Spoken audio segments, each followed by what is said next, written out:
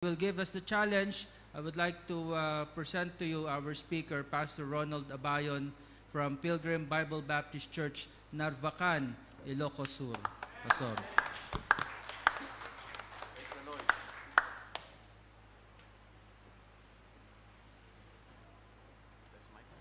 Hello. Naimbaga malam kada kayo aming kakabsat.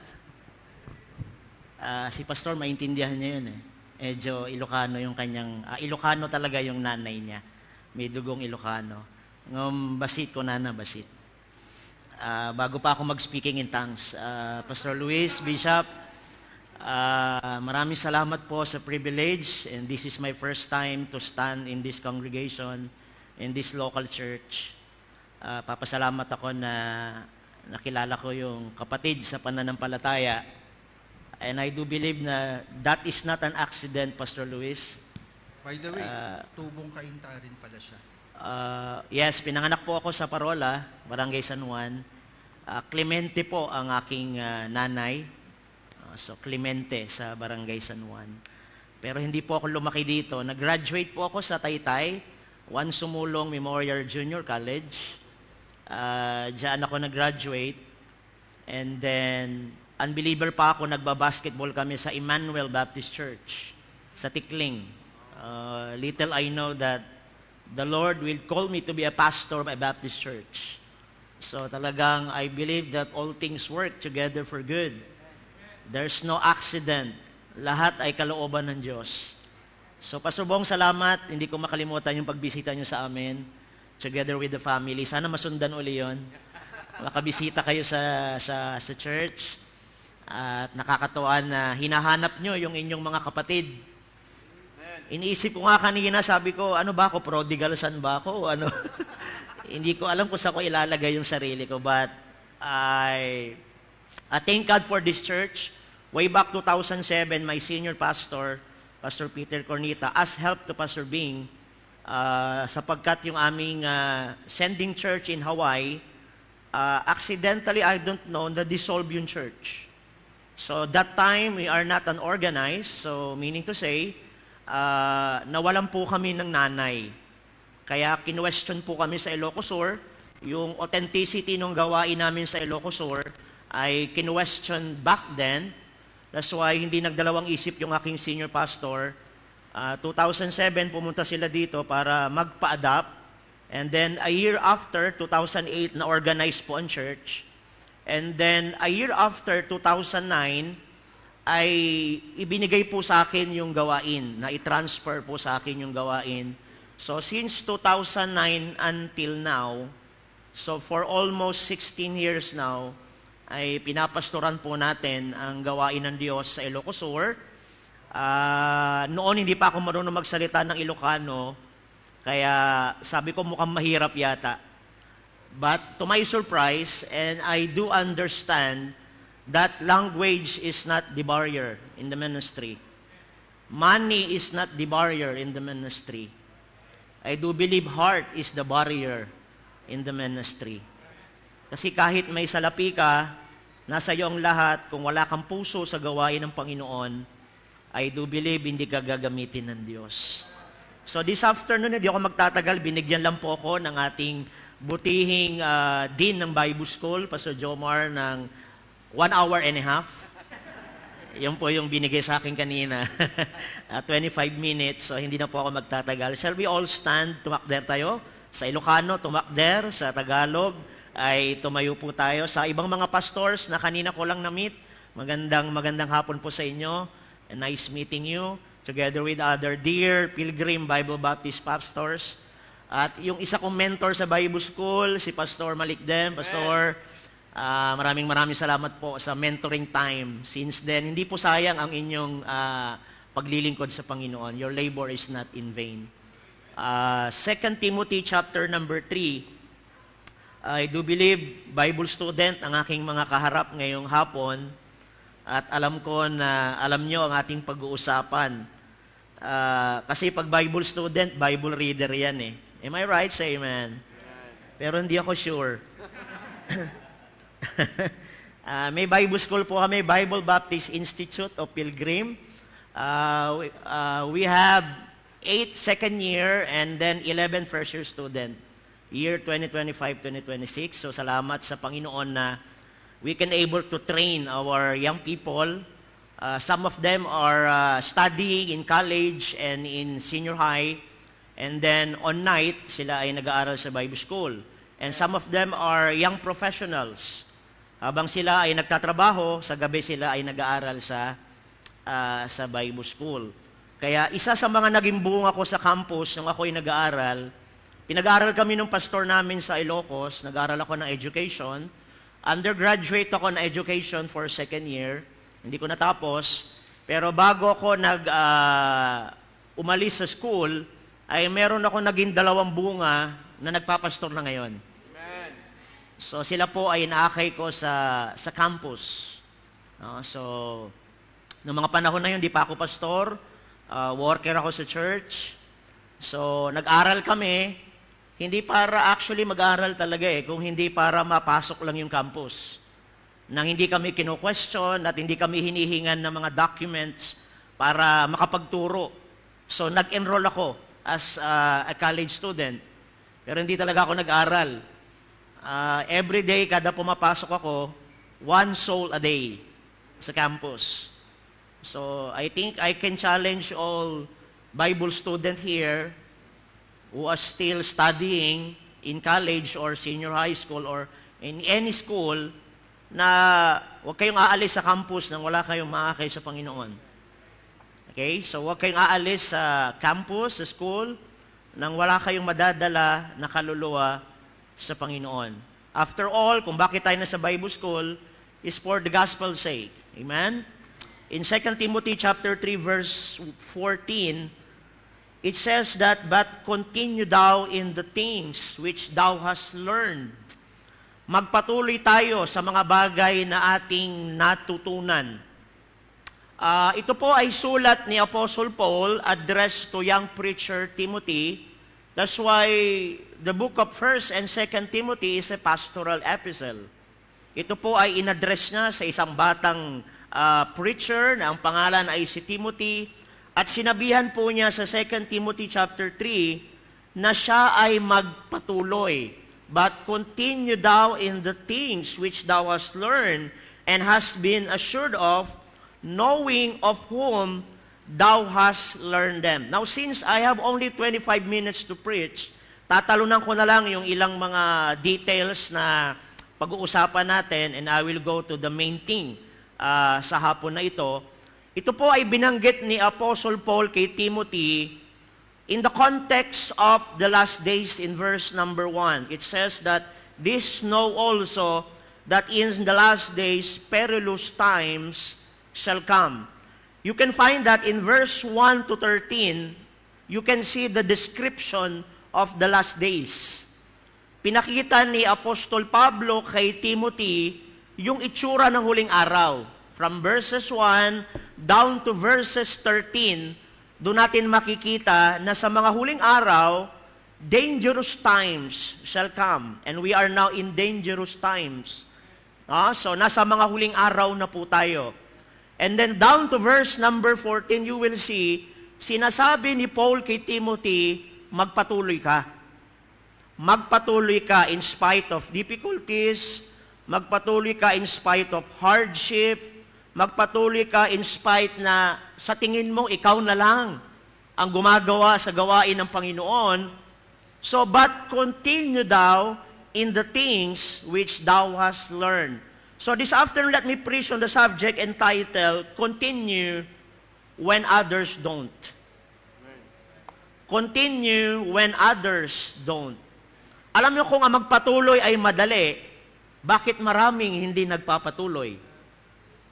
Kung ang pagpapatuloy sa gawain, ang pagpapatuloy sa Bible School, sa ministry, and so on and so forth, ay isang madaling bagay, bakit napakaraming hindi nagpapatuloy? So meaning to say, ang pagpapatuloy medyo may kahirapan. Ngang by God's grace, sa tulong ng biyaya ng Panginoon, makakayanan natin na magpatuloy kahit yung iba, hindi na. Marami nang tumalikod. Marami nang nag-quit. Marami nang nagsawa. Marami nang na-discourage. Marami nang na-disappoint. Marami nang nagsasabi, this is the last time. Hindi na ako babalik. Hindi na ako uulit. Hindi na ako magwi-win soul. Hindi na ako magdi-disciple. Hindi na ako mag-church. Hindi ko nagagawin ang kalooban ng Diyos. Marami nang nagsabi niyan. But let me encourage you tonight or today, continue when others don't. You may now take your seat. Magpatuloy tayo kahit yung iba hindi na. Way back 2009, nung ibinigay sa akin ang gawain sa Narvacan, back then, napakahirap. Until now, mahirap pa rin naman. Naniniwala ko na lahat ng bagay pinaghihirapan. 2009, I was 27 back then. Actually, kinasal kami ni Mrs. 2009, April. And then, the following month, ako na po ang naging pastor ng Pilgrim Bible Baptist Church of Narvacan.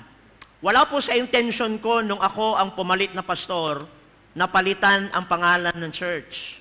Napakarami po sa mga iba't ibang lugar, even in Ilocos Sur, yung pong mga pangalan ng simbahan ay pinapalitan. Sometimes pinapalitan because of money.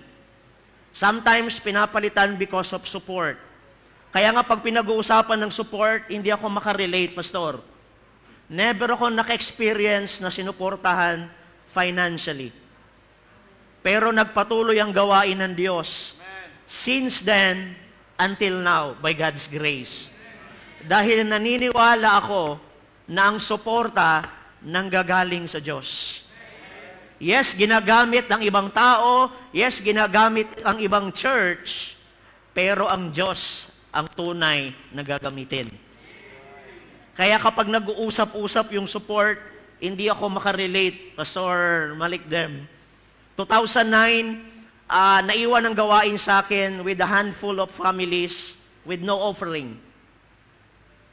Handful of families with no offering. Naalala ko, ang sasakyan lang na member namin sa church na meron nun ay nag-iisa. Yung aming men of the church na nagta-tricycle. Nagpapasada siya ng tricycle. Yun lang ang sasakyan sa simbahan namin noon, 2009. But now, by God's grace, ang problema po namin ngayon sa church, parking space. Yun na po yung problema namin sa panahon ngayon. Pastor, paano nangyari? It never happened over time. Lots of disappointing stage. Maraming pagkakataon na sabi ko, sa isip ko, hindi ko man nasabi kay Mrs. Sabi ko, ayoko dito. Mahirap sumalo ng gawain. Mahirap ding mag-umpisa ng gawain, pero mahirap ding sumalo ng gawain. Kaya naiintindihan ko po yung mga pastors na sumalo ng gawain. Napakahirap po ng transition stage. It took me at least 6 to 7 years to establish my own platform in our church. Because nga sa transition, hindi maiiwasan, nagkakaroon ng comparison. And I said to our church, comparison is not healthy. Comparison is not biblical. Because ang Bible mismo ang nagsasabi, those who compare themselves among themselves are not wise. That's why Bible student, never compare yourself to other Bible students. Naniniwala ko na ang Diyos ay may kanya-kanyang dinisenyo sa inyo. Siguro hindi kayo maniniwala. I will tell you, hindi ako graduate ng Bible school. Kaya nga, Pastor Luis, Manong, Bishop, parang hindi yata ako working tumayo sa oras na ito sa mga Bible students. Kasi hindi ako graduate ng Bible school. Pero may Bible school kami sa church. Naniniwala ako sa institution ng Bible school na ito ay gagamitin ng Diyos to train young men and young women for the ministry. Siguro sabi ko, Lord, iba lang ang design mo sa akin. Mostly ang Bible school ko, hindi sa on-site na pag-aaral. Ang Bible school ko, mula umaga hanggang gabi, doon sa area. Knocking on doors. Seeking for God's people. Seeking for lost people. Na sana'y makilala nila at tanggapin nila ang Panginoon sa kanilang buhay bilang tagapagligtas. At doon ako hinubog ng Diyos. Kaya kayong mga Bible students today, mapapalad kayo, meron kayong proper preparation. May proper training. Meron kayong mga naggagwapuhang mga mentors. Oo, para madagdagan yung blessing. May mga committed kayo at mga naggagwapuhan. Pinulit pa talaga, no? Na mga mentors na willing and committed na turuan kayo sa salita ng Panginoon Diyos. That's why I thank God for my senior pastor and I love him so much. Alam nyo, hindi madali yung training namin sa kanya. Sabi ko nga, he is my mentor and he is my tormentor, Pastor Luis. Tinorment niya kami sa Ilocos Sur. Matindi ang training namin sa Bible School sa Ilocos Sur. Dahil wala kaming support, madaling araw pa lang, gising na ako, 2:00, 3:00. Hinihintay ko yung truck na galing Dagupan sa Pangasinan, papuntang Ilocos Sur, kukuha kami ng isda. 2:00, 3:00, may dala kaming lalagyan na may ice, kukuha ko ng bangus, ng tilapia, iba't ibang saring isda, ititinda ko yan ng umaga, ibabahay-bahay ko yan, doon sa Ilocos Sur. At habang nagtitinda ko ng isda, lahat ng bumibili ng isda, binibigyan ko ng trucks. Tapos, pagdating ng hapon, pag uwi namin, kami ay mag-aalmusal, magtatrabaho sa church, and then after lunch, may konting siesta, and then alauna, lalabas kami for visitation and Bible study. Paglabas ko ng alauna, ang pupuntahan ko, Pastor Jomar, yung mga bumili sa akin ng isda. This time, hindi ako pangtindero. Medyo maayos ng kaunti ang suot ko. Tapos, ang sabi niya, "Uy, di ba ikaw yung nagtinda ng isda kanina?" Sabi ko, "Oo. Pero hindi kita lalakuan o titindahan ng isda. Pwede bang mag-share ng salita ng Diyos?" Pagkatapos ang Bible study, diretso ako ng palengke, bibili ako ng isang tray na balot. Lulutuin ko yan siya, pagdating ng 6:00, 7:00, lalabas naman ako, sisigaw ako ng balot. Sabi ko, Panginoon, nung umpisa, sabi ko, Pastor Bong, mukhang hindi yata itong panawagan ng Diyos sa amin magtinda ng balot. Pero kahit wrong context, ginamit ko yung sinabi ni John the Baptist, suffer it to be so now. Sige lang, pagtitiisan ko to, pansamantala lang ito. Gagawa kami ng paraan, kahit walang nagsosupport sa amin, ipapakita namin na hindi kami pumunta ng Ilocos Sur dahil sa support. Pumunta kami sa Ilocos Sur dahil may mga kaluluwa na maliligtas. And by God's grace, Pastor Luis, lahat ng mga Ironmen ko sa church, lahat ng mga men of the church namin, nanggaling yan sa pag-iinom, bisyo, pagbababae, yung iba dyan mga addict, yung iba dyan mga dating mga killer. Kaya pag pumunta kayo doon, ipapakilala ko kayo kung sino. Mga dating hitman. Ang sabi pa niya, ang testimony niya sa akin, Pastor, nung ako hindi pa nakakakilala sa Panginoon, pag nalalasing ako, hinahamon ko ang Diyos. Nilalabas ko yung baril, sabi ko, Panginoon, babarilin kita. Pero ngayon hindi na baril hawak niya, Biblia. Buong pamilya na niya sa church. 2 anak niya nag-full-time sa amin simbahan. 2 anak nag-full-time. Parehong professionals yun. Nag-full-time sa church. Ginagamit sila ng Panginoon. Siguro kung kami ay after sa salapi noong mga panahon na yon, siguro walang mga Ilocano na naligtas. Walang mga kabataan na magsusuko ng buhay at maglilingkod sa Panginoon, reaching not just Ilocanos, may mga Bisaya din naman sa Ilocos, may mga Tagalog din sa Ilocos. Kaya salamat Salamat, may sinabi ang Bible. Magpatuloy ka kahit yung iba hindi na. Ang hirap ng mga panahon na yun. Sobrang payat ko noon. Nagkaroon na lang ako ng laman ng kaunti. Kasi hindi na ako gano'ng ka-stressful ngayon. Sabi ko nga, kahit 3 buwan akong mawala sa church, tuloy-tuloy ang simbahan namin kahit wala ako. Kukuhain ko yung pera ng church, kahit 3 buwan akong wala sa church. Tuloy-tuloy ang ministry sa biyaya ng Panginoon. Salamat, may verse sa Bible na pwede kang magpatuloy kahit yung iba hindi na. Siguro marami sa inyo, discouraged na kayo dito eh. Sabi mo, baka last ko na to, hindi na ako mag-i-enroll after this. Paano mo malalaman ang kalooban ng Diyos sa'yo kung dito pa lang hihinto ka na? Now, the question this afternoon, what helps us continue? Yung siguro magandang tanong, papaikling ko na lang po yung mensahe. Ano ang makatutulong sa inyo para makapagpatuloy? Kasi ang pagpapatuloy sa Panginoon, hindi yung wala kang gagawin. Meron at meron kang gagawin para makapagpatuloy ka. Nung ikaw nga ay tumalikod, may ginawa ka eh. So kung babalik ka, dapat may gagawin ka din. Di ba? So, nung tumalikod ka, may ginawa ka.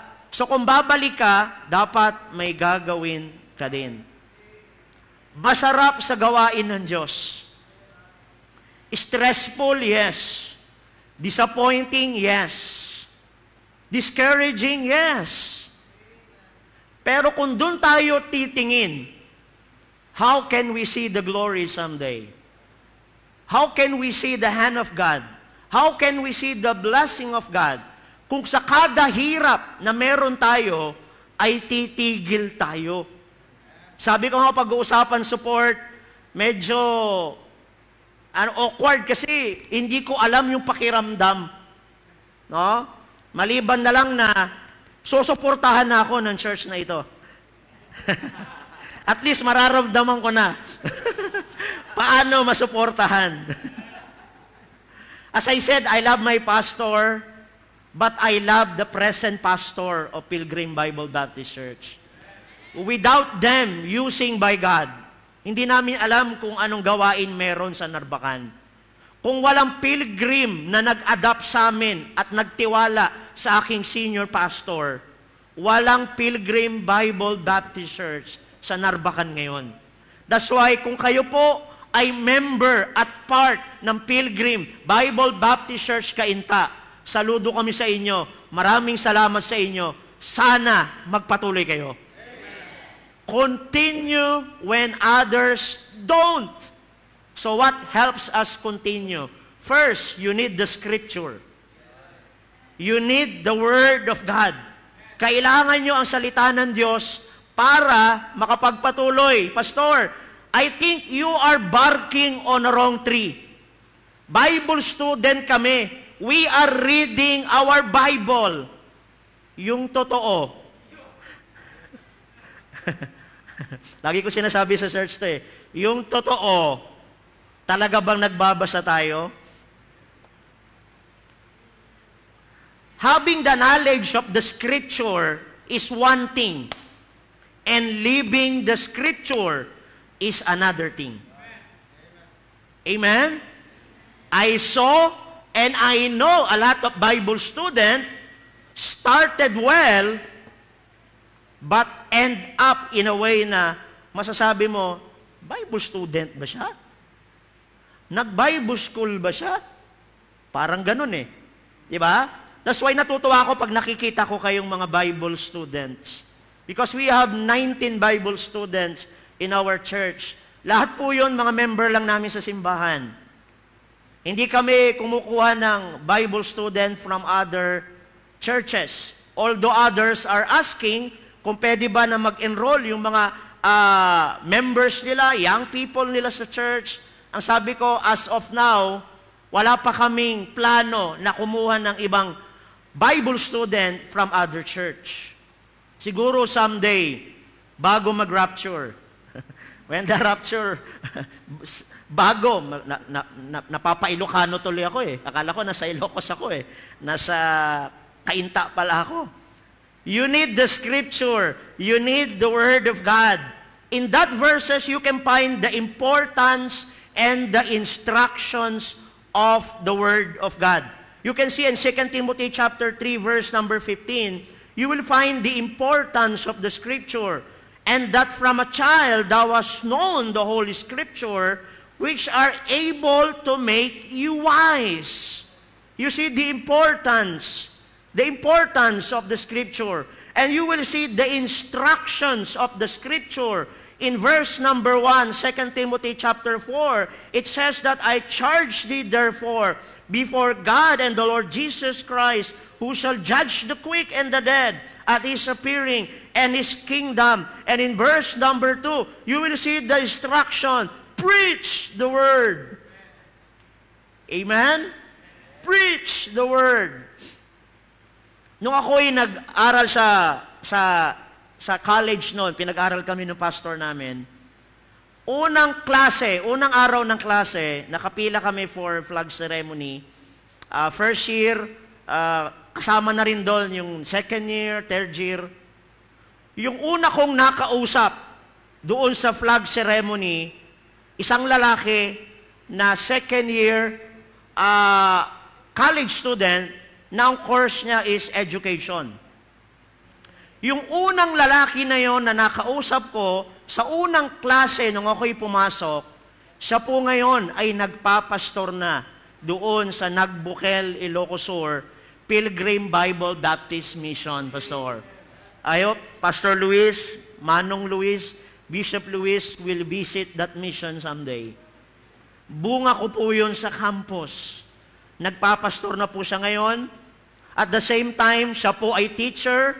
Ang kanyang wife ay teacher din po. Pareho po silang nasa education. At the same time, sila po ay ginagamit ng Panginoon na nag-uumpisa ng gawain. They just celebrated their second mission anniversary last February. And by God's grace, ang Panginoon ay patuloy na nagdadagdag ng kaluluwa. Now, as we continue, when others don't, you need the Scripture. You need the Word of God. Kailangan natin yung deepest, yung malalim na pagkaunawa sa salita ng Diyos. You need that. Second, as I continue, ano yung una? What helps us continue when others don't? You need the Scripture. Second, you need the sanctuary. You need the church. Walang nakapagpapatuloy outside the local church. Marami ba kayo napapakinggan? Ako naman ay kahit hindi nagsisimba, hindi ko naman nakakalimutan ang Diyos. Naririnig nyo ba yan sa mga area nyo? Sa mga inaakay nyo sa church? Sa mga binibisitahan nyo? Sa mga binabible studyhan nyo? Naririnig nyo ba yung sinasabi nila, kahit hindi naman ako nag-church, hindi ko nakakalimutan ang Diyos? Di nga. Yung ang hindi nila pagsimba, nakalimutan na nila yung sinabi ng Diyos na kung saan wag nating kakalimutan ang araw ng pagtitipon. You need church. You need church. We need the church para makapagpatuloy. If our members need church to continue, I do believe Bible student needs your church para kayo ay makapagpatuloy. And we pastors, we need church para makapagpatuloy. Naalala ko tuloy yung kwento ng isang nanay na ginigising niya yung kanyang anak. Sabi niya, anak, gising ka na, malelate tayo sa church. Sabi nung anak, nako, ayoko nang magsimba. Sabi nung anak, ayoko nang magsimba, napapagod na ako magsimba. Every Sunday na lang. Sabi nung nanay niya, anak, tumayo ka na. Ikaw ang pastor ng church. Oo, alam niyo, kami mga pastor, we share same stories. May mga panahon na ayaw din naming tumayo para magsimba. Akala nyo kayo lang ang ayaw magsimba minsan? Kami din po, minsan ayaw namin magsimba. Pero dahil pastor kami, kailangan nasa church kami. Alam niyo ho ba, there are a lot of times Maraming mga pastor na tumatayo sa pulpit every Sunday, preaching the Word of God. At the same time, they are hurt. They are discouraged. They are disappointed. That's why nagagalit ako sa mga selfish na mga members na akala nila sila lang ang nasasaktan. Nasasaktan din po kami. Kaya kung narito ang mga pastor nyo, mamaya, ilibre nyo pag-uwi. Kung narito ang mga pastor nyo ngayon, pasasalamatan nyo sila. Kung nasasaktan kayo, nadi-discourage kayo, doble sila. Kung nahihirapan kayo, doble sila. Many times sinasabi ko to sa church. Sabi ko, members, kung mahirap ang trabaho nyo, I have a good news. Mas mahirap ang trabaho namin sa inyo. Kung sino man ang may karapatan para magreklamo, kami rin yun. Minsan, mga pastor, hindi na kami makareklamo. Sa reklamo pala ng mga members, hindi na kami makareklamo. Hindi namin saan na namin ilalagay yung mga sarili namin. Pero salamat, my church. Salamat, may pastor na tumatayo kahit sugatan. Salamat, may mga pastor na tumatayo kahit minsan pagtayo nila, hindi sila magkasundo ng misis nila. Kasi nung gabi pa, hindi na sila magkatabi dahil magkaaway sila. Dahil ang inuuna na lang ni pastor ay lagi mga miyembro. Pero hindi na-appreciate yan ng mga members ng church. You're quiet now. You can say amen to that. Church, we need not just the scripture, we need the sanctuary. And then last, as I close, you need the saints. We need the scripture, we need the sanctuary, we need the saints. Pag pinag-usapan saints, we're talking about our co-believers in Christ.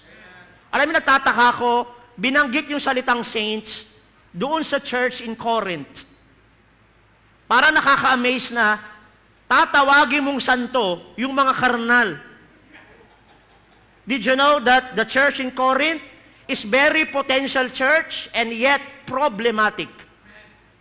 Lahat yata ng pangit na kasalanan, name it, you will find that in Corinth. And yet, the Lord called them saints. Isn't it a challenge? Tinatawag tayong santo?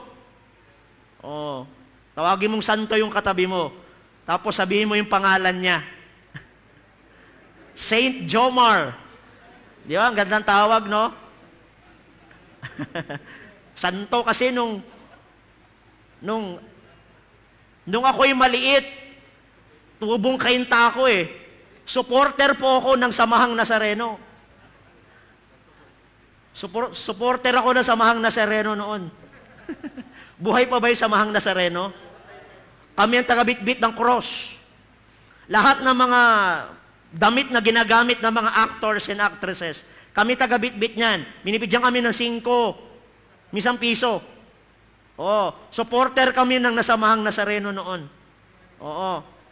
Ang alam ko sa santo noon, yung merong bilog sa ulo. Yung hindi nagsasalita ng pangit. Yung bang parang perfect.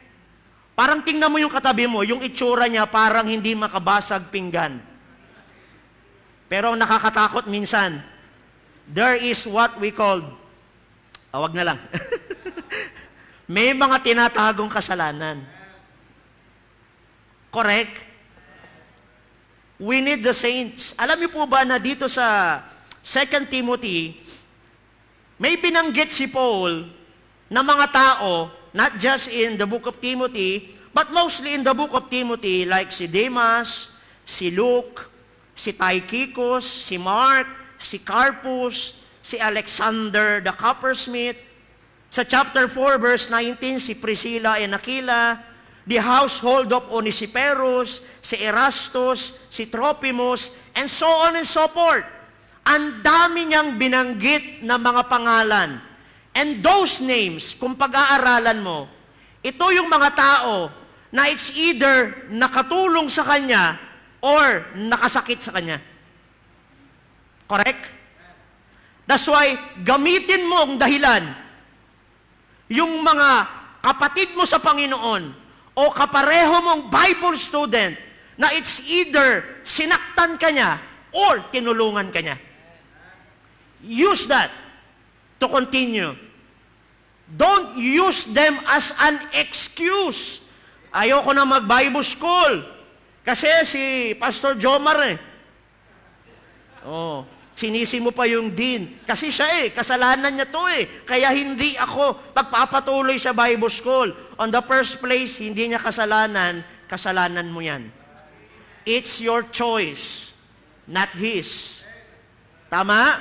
Kaya kung may mga tao man na nakatulong sa'yo, tao man na nakasakit sa'yo, use those saints to continue when others don't.